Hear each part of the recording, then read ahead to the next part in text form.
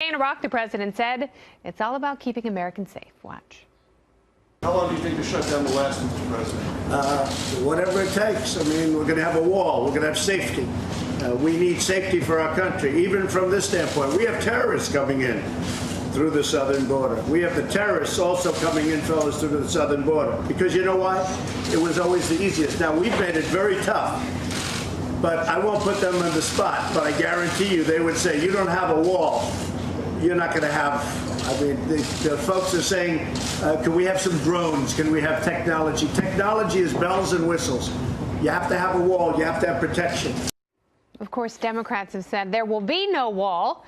And in an interview with USA Today, House Minority Leader Nancy Pelosi, who will likely be the next House Speaker, again mocked the president's plan, saying, quote, first of all, the fact that he says we're going to build a wall with cement and Mexico's going to pay for it while he's already backed off of the cement.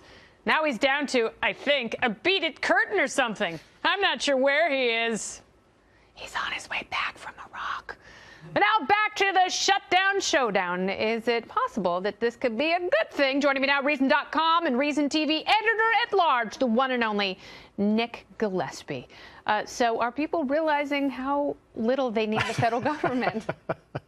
The stock market rallied while Trump was in Iraq. So, yeah, maybe this is a teachable moment of a different sort. But, the fact of the matter is that out of the $1.2 trillion a year that Congress is spending, they had already parceled out about $930 billion of that. And oddly, given Trump's, worries about immigration, one of the things that gets shut down is the E-Verify program when there's a government shutdown. So it may be that more illegals can be hired now because the number you're calling in isn't being picked up. Hey, man, if the electric fence is down, the dog's going to bark and run. Well, and it is slats. It's not cement, and it's not a wall, and it's not beads. Although I like beads. I love beaded curtains. Would be, yeah. Reminds me of Greg Brady's room. Absolutely. When he moved to that sick loft. Yeah, yeah.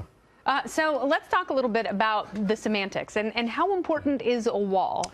Yeah, it's odd because when Trump just said, like, hey, don't tell me about technology, that's all bells and whistles, that's actually how most of the people get caught.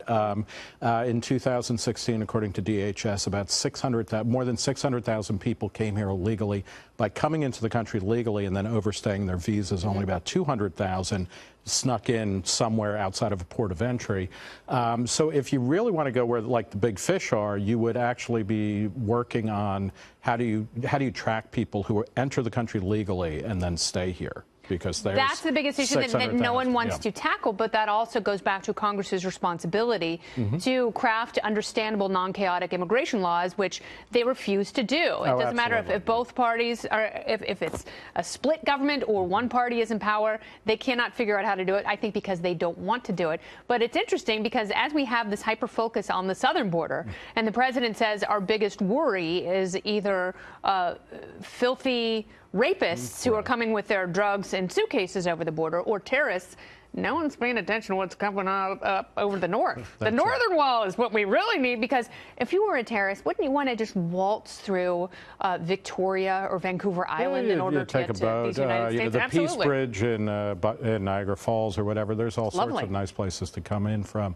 But again, most of it is that people come here and they overstay on work visas or on student visas or on tourist visas. So that is, if you're worried about terrorism, it's really like this isn't the big thing. The big thing isn't really immigration coming up from the south. Terrorists are essentially lazy. They want to kill Americans, but they don't want to expend that much energy doing it. They have a life. They don't want to make a 1,000-mile trek through a hot, unforgiving desert in order to come here and do some harm. I think there are other ways, and the path of least resistance is more attractive to those who want to take away our freedom. And, then there's, speaking of people who want to take away our freedom, there's Congress. Yes. And it'll be interesting to see how this plays out once the Democrats take control of the House, because they will have a lot of bargaining power and whatnot. But it's, Trump has made it very clear both in the past that he means what he says, and then he can also adapt to almost any circumstance that is thrown to him. So I suspect that this stuff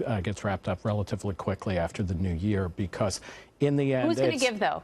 You know what? They'll both give something, and so they'll he'll give get a few nothing. billion dollars for the wall or the wall system or the he'll fencing. say he can call it, he can pull it from somewhere else or something like that.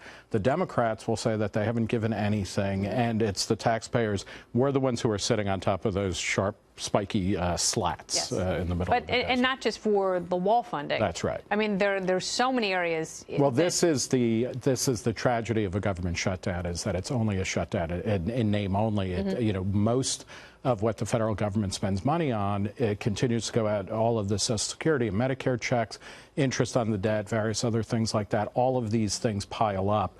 And actually, government shutdowns end up costing money because people don't work. They get back pay. Certain fees and things like that go into it. It always ends up costing more to shut the government down. Yeah, it's going to cost more money because I know people were very upset today when I talked about the benefits of a government shutdown, because people realize how little they need the federal government, and people said that's so heartless because there are 800,000 federal workers who are reliant upon the government because the government has grown so vast. But I would argue that the economy is so healthy that it certainly could absorb some of those workers in the private sector. Certainly, and they will get, if past this prologue, they're going to get paid, they'll get back pay, and it is true, it's uncomfortable to go without, an actual paycheck for a few weeks. Absolutely. Having said that, they know that they're going to be made whole, and really it's the U.S. taxpayer and it's Congress. I mean, Congress has not passed a real budget in decades. No, and that's the thing. This is the biggest problem. You talk about federal workers who are unfairly being punished and they won't get paid for a few weeks. They will get back pay, but you think of the Americans who haven't had jobs and who haven't been fully employed because people in Congress are just looking out for their own asses, and they are not getting out of the way so those people can start businesses